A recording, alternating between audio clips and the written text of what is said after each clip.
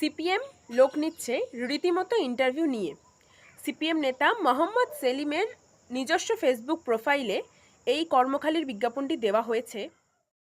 মূলত যেসব ক্রাইটেরিয়াগুলি তারা চাইছেন তা হলো political অ্যানালিস্টস with 4 to 8 above years experience, political interns with 1 to 3 years experience, content writers, mass communication specialists with 2 to 5 years experience, graphics designers with 2 to 7 plus years experience, and digital marketing executives 5 and above years experience. এখন প্রশ্ন হলো এটা যে যারা তৃণমূল বা বিজেপিকে support করে তারাও কি এই চান্সটা পাবে?